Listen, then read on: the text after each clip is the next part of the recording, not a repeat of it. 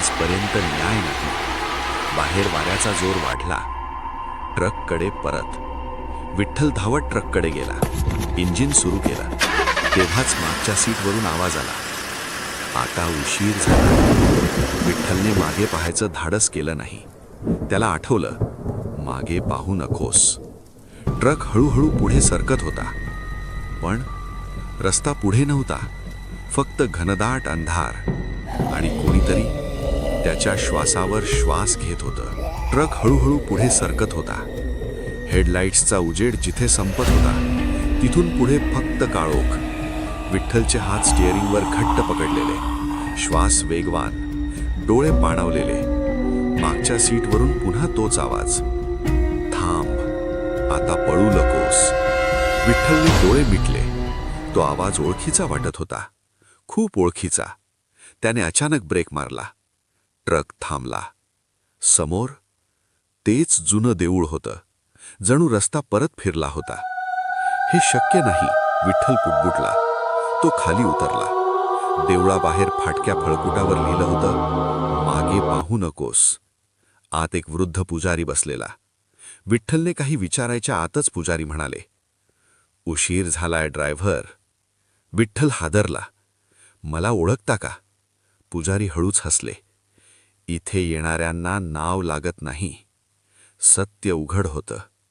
पुजारी सांगू लागले, या घाटात एकेकाळी एका ट्रक खाली आई आणि मूल मरण पावले. विठ्ठलच्या अंगावर शहारे आले.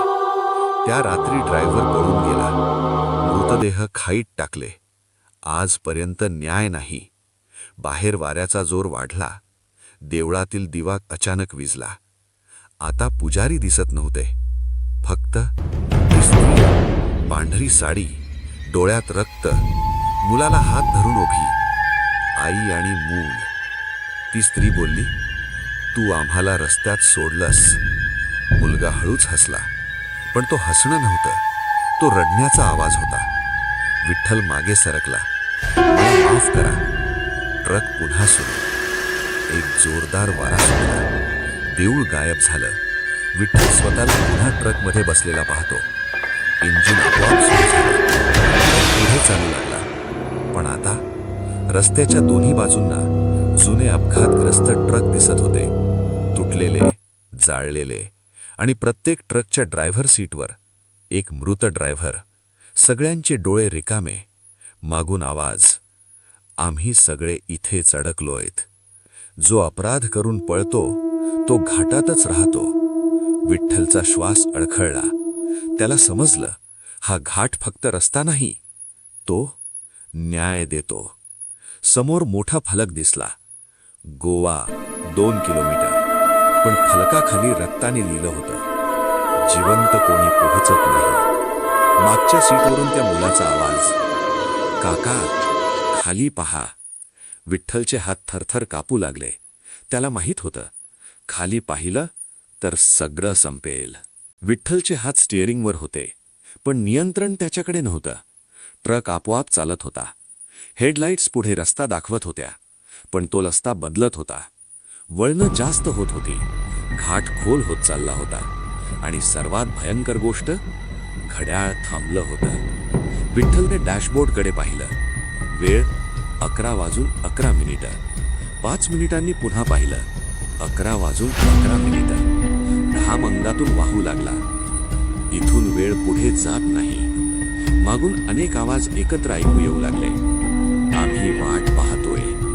आमचा न्याय कधी? तू पण आमच्यासारखाच होशील. अडकलेले ड्रायव्हर. रस्त्याच्या कडेला आता लोक उभे होते. ट्रक ड्रायव्हर, सगळे जुन्या कपड्यात, चेहरे फाटलेले, हात मोडलेले. कोणी ट्रक थांबवायला हात दाखवत होतं, कोणी रडत होतं, कोणी फक्त हसत होतं. ते हसणं विठ्ठलच्या डोक्यात घुसत होतं. स्वतःचा चेहरा. विठ्ठलने पुढच्या काचेत पाहिलं. त्याला स्वतःचा चेहरा दिसला, पण तो वृद्ध होता. डोळे आत गेलेले, ओठ काळे.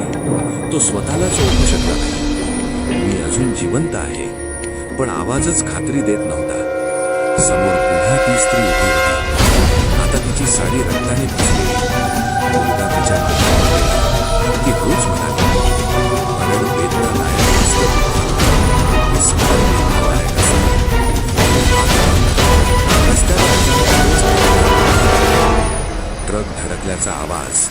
मुलाची किंकाळी, आईचा आक्रोश.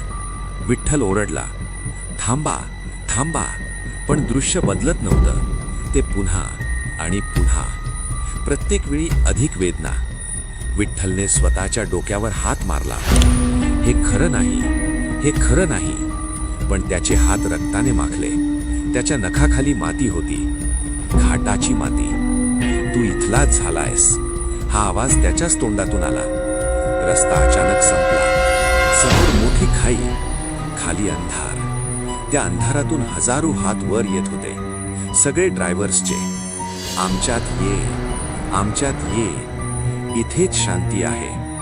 विठ्ठल मागे सरकू लागला, पण ट्रक पुढे जात होता. शेवटचा पर्याय. त्याला एकच पर्याय दिसत होता, ट्रक सोडून पळणं.